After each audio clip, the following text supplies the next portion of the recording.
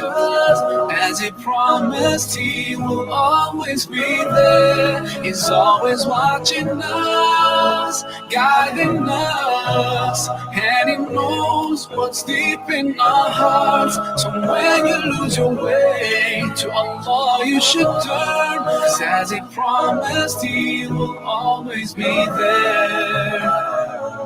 Allahu Akbar, Allahu Akbar, Allahu Akbar, Allahu Akbar, Allahu Akbar, Allahu Akbar,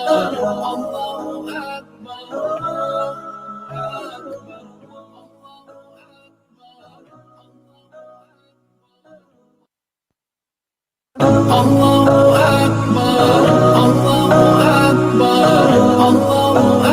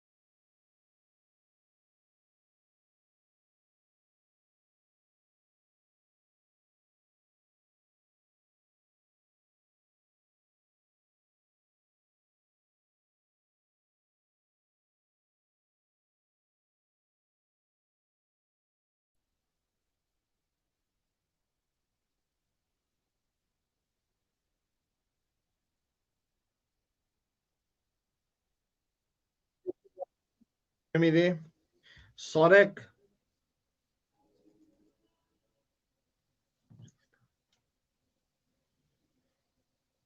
Okay. Technical glitch, just what we need. All right, apologies for that. Welcome back. It's 8:30 p.m., 30 minutes after 8 p.m. on the dot, right here in Johannesburg, South Africa. I'm your host, Faraz Takolia. This is the Friday Night Live with ST program, and time now for the motoring segment. Right. Coming up now tonight, we're talking about the best-selling cars in South Africa amidst the whole COVID-19 pandemic and this whole situation of lockdown and what, how it's affected us. And we are going to be speaking to motoring journalist Adam Ford, no stranger to Salam Media. We're talking about new car sales and also about the fuel price increases as well, that are coming up as well.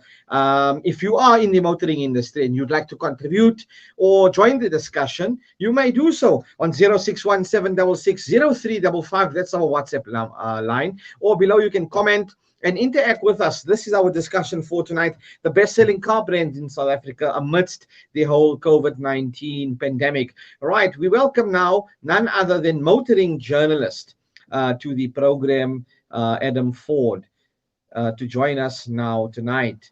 Adam, good evening. Welcome to Salam Media and the Friday Night Live program.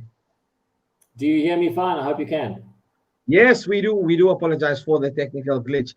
Glad to have you with us tonight, Adam.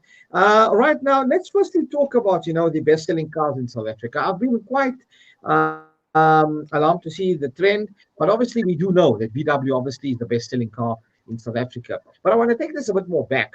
Come the 90s, early 2000s, mid 2000s, the trend was very different. The market leaders were mainly Toyota, Nissan to an extent. VW was not maybe leading the pack as what they are now, or dominating the market as what they are now. What have they done correctly in this market here in the last, let's say, the decade, 2010 to now? Well, I think what Volkswagen have done is they've brought out a whole lot of really good products which fit a lot of niche segments. So if you take, for argument's sake, Polo Vivo does extremely well for them. I think even under these COVID conditions, they sold 1,700 of them last month. Considering that hardly anybody's buying cars, that's not bad. And the same with, you've got that option of a Polo Vivo. If you want something a little bit better, you've got the Polo itself, which also they sold last month 1,700. I think it was something like that. Polos, which is very, very good. And you've got all those little niche cars that are coming. You've got the T-Cross that's in there. You've got the Tiguan. You've got the Amarok Bucky. So there's lots of vehicles in there. You've got the Caddy vehicle. So there's so many little niche products in there that fit some segment. Yes, they've expanded the variety such that the market is no longer limited. You know what I'm saying? They've gone across, taken the initiative, and I think the innovation point of view is something that they've really excelled in. And when it comes to making them market leaders in South Africa, let's say, as opposed to like your Toyota Corolla, your Nissans, and your, let's say, Kia and Hyundai, who have also grown substantially over the last few years or so. Now, we're talking about the best-selling brands, right? June saw a welcome in an upturn in vehicle sales, right? As we were noticing. Under these conditions, you could say no. It was bad. I mean, because the market now is down, a lot down. Yeah. I've had people who are sales reps or sales executives at various car dealerships, you know, dealer principals, owners, stakeholders, etc. And, you know, everybody was, you know, really facing a tough time. I mean, July was like largely flat, you know, if we look at it, in the sense similar to the numbers of June as well. Now, the worrying note, I think, is that in July, with a long trading month, vehicle sales were still almost 30% down on the previous year. Well, overall, they're down 30%, but also the market is down on the second quarter from last year, it's down something like 63%, something like that. So although there are leaders in the market, so if we take the sales figures and we look at the sales figures, Toyota sold the most vehicles in July. But remember, they sold roughly 3,500 Hilux Buckies. It's such a popular vehicle. So that does push them a little bit ahead of Volkswagen in terms of total sales. In terms of passenger cars, sure, VW is doing their best. There are other manufacturers that are doing quite well out there, surprisingly well. In fact, Suzuki is a good example. Suzuki is doing extremely well. If we go back 4 or 5 years ago, Suzuki was selling, 200-300 units a month. Now they're on 1,300, 1,400 units under this trading conditions. Is extremely good. And I think that's an indication. Mitsubishi, you know, I mean, the Mitsubishi Eclipse, etc., they've really stagnated, and I think Suzuki have capitalized on that. I think the difference between Suzuki and Mitsubishi's got some fantastic product out there, but Suzuki have got a lot of entry-level stuff where people now, instead of going to buy, a good used second-hand car, Suzuki can offer something that's affordable. So for something like 135 grand, you can get yourself into a brand new car. So it becomes affordable. And you see those small entry-level cars. Renault do it well with the Kwid. Datsun Go do it very well. And of course, Suzuki with cars like the Swift. The Kwid for Renault do well. Just pause you there for a sec, but if you can just maybe move around a little bit, your line just broke off there for a second. Just repeat what you were saying. What I was saying in July, in terms of total sales, Toyota sold the most vehicles, obviously because they helped by their Hilux Bucky, 3,500 units a month, which they regularly do sell. So that helps in terms of car sales. Of course, you've got Volkswagen in terms of motor vehicle sales are doing better than Toyota. But you do have smaller brands like Toyota, like Suzuki that are doing extremely well. You mentioned Mitsubishi. I think the difference between Suzuki and Mitsubishi is that Mitsubishi's entry-level pricing is around the sort of 350, 400 mark, where you get Suzuki, which you can buy quite a few cars under 200,000 rand, quite a few of their vehicles. So they're in that sort of market where, entry-level people can go buy an entry-level vehicle and get a really good car for not too much money. So I think they're doing well in that market where people are downsizing. Now, talking about, the other brands as such, looking at maybe like your Toyota RAV4 and your Honda CR-Vs, etc., right? How do you think they compare in comparison to the other competitors in the market, like let's say the Nissan, etc.? Okay, well, obviously, SUVs, there's so many different kinds of SUVs. It's such a competitive market.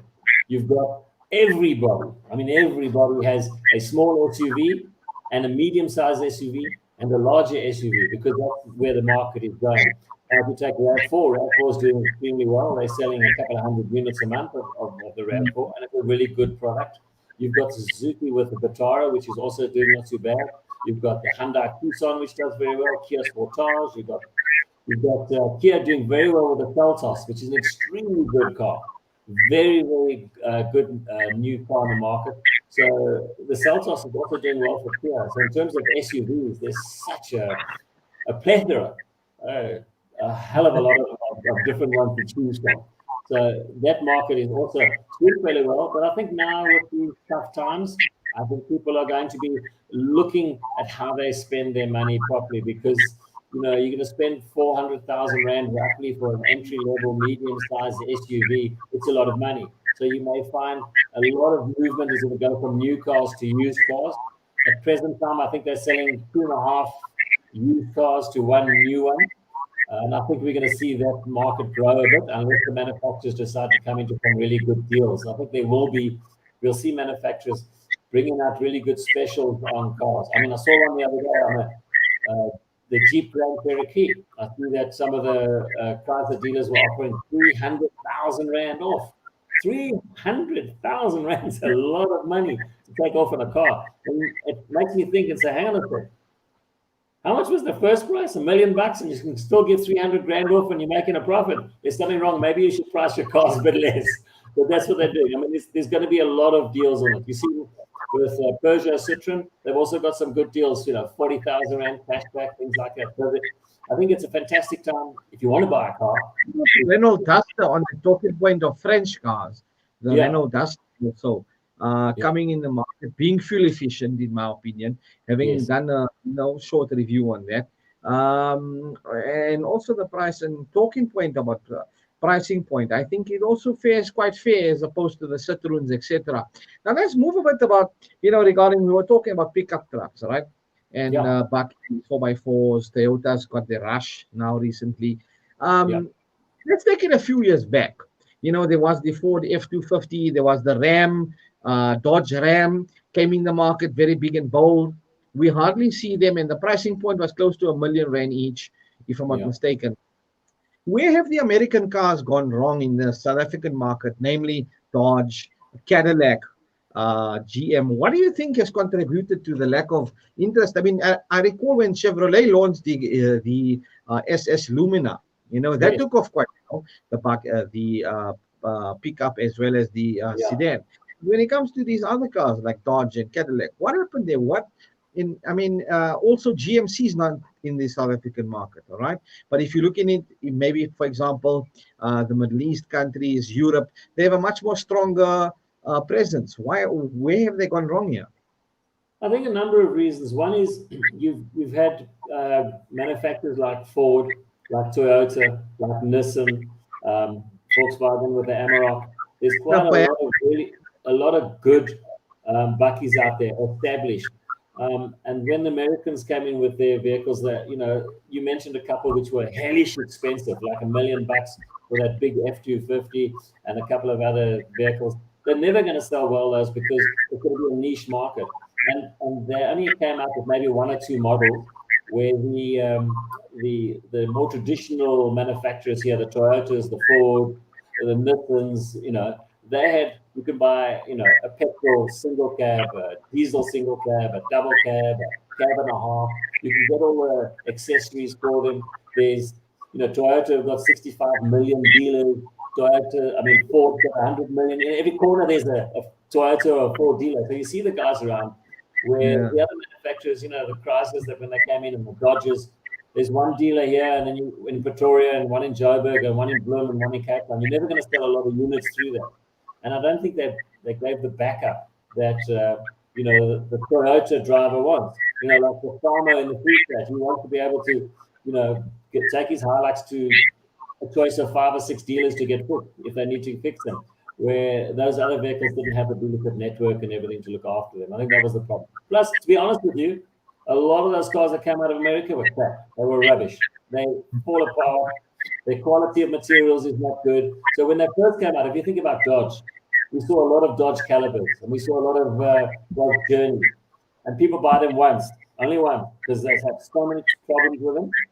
and those are expensive to run, and their quality is certainly not up to the standard of the Europeans or the Japanese.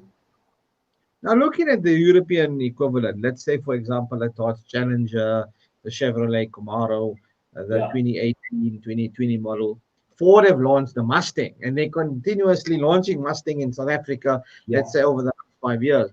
What has Ford done correct, in your opinion, and where have Dodge, with the SRT motor, gone wrong in terms of the Mustang and, let's say, the Dodge Challenger? Why aren't we seeing them here? Well, I think with the Dodge Challenger, it's to do with left-hand drive, right-hand drive.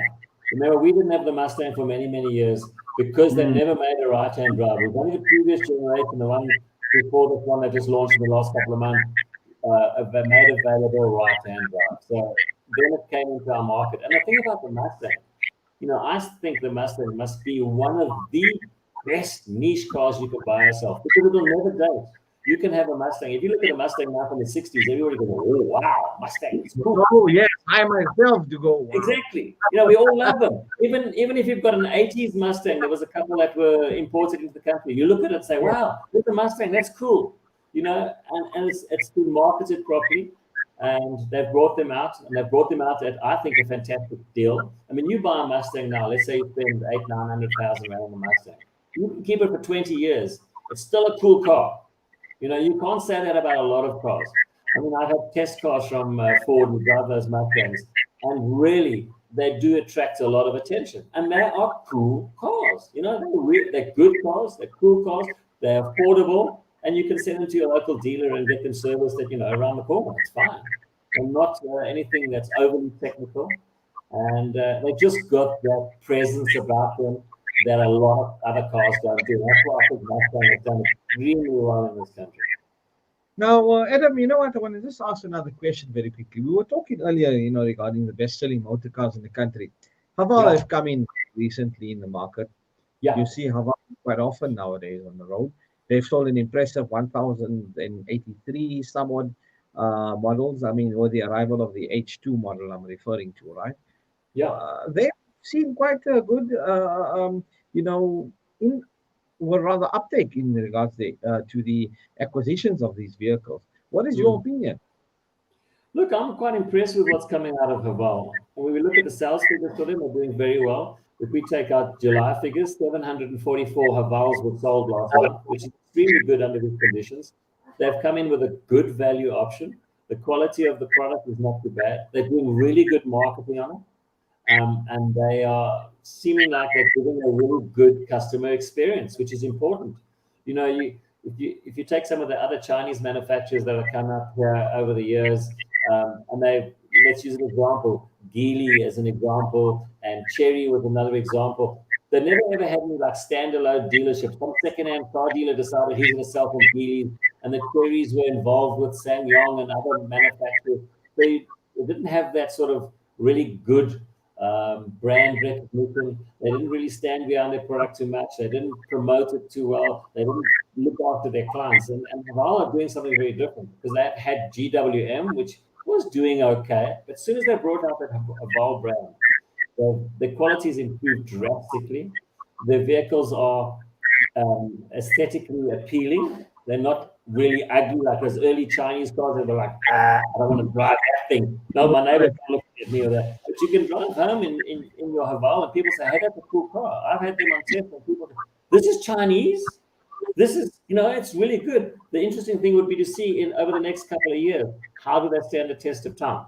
Do they stay together? And from what I've seen, and the clients of mine who've bought them, we're very happy with them. Like any manufacturer, you're going to get the odd client who's going to go, oh, no, this is rubbish. But that will be every manufacturer have that. Haval, I think they're doing a great job. Yeah, well, let's hope and see. I mean, time will tell. Let's see how long the vehicles and the durability, etc., the mileage as it picks up. We'll have to wait and see what people say. And that will also be another talking point anyway. Having said that, Adam, it brings us to 10 to 9. Thank you so much for your time this evening, my man. Really appreciate your time on the show. Always bringing a wealth of experience. Always a pleasure chatting to you. Have an awesome weekend and stay warm, eh? And yes, you too. It's getting cold here. Take care. Nice. Yes, man. It's a motoring journalist, Adam Ford, talking to us. And we've been discussing the best-selling cars in South Africa amidst the COVID pandemic, and amidst this difficult situation. So yeah, I mean, impressively, Haval have sold over 1,083 models, and we've seen Toyota have sold the greatest number of vehicles. It was in January 2020. Also, Suzuki joining the ranks as well. And yeah, not too bad for these vehicles. So let's wait and see, as Adam said, the durability of some of the vehicles. That brings us up towards the end of the show, man. It's been so great having you with me this evening. We spoke earlier to Nushin Jiva regarding the Go Wild segment at the Quantu Private Game Reserve. We were having a discussion there. Very interesting, informative discussion. And yeah, thanks to everyone for your contributions and your input and your comments as well. We really enjoy the feedback there as well. Also, Zakir, shout out to Zakir holding it down for the sports segment. And yeah, Adam Ford just gave us some motoring feedback there as well. Anyway, having said that, time for me to rock and roll. It's the end of the program. Until next week, same time, same place, inshallah, through the mercy of Allah. Have a good weekend. Have a warm weekend. Joburgers, it's freezing wherever you are around the globe as well. Enjoy the rest of your day, afternoon, or your evening. And for me, Faraz, and the rest of my team here, Salailo and Sadek, the guys holding it down in the back. Assalamu alaikum wa rahmatullahi wa barakatuh.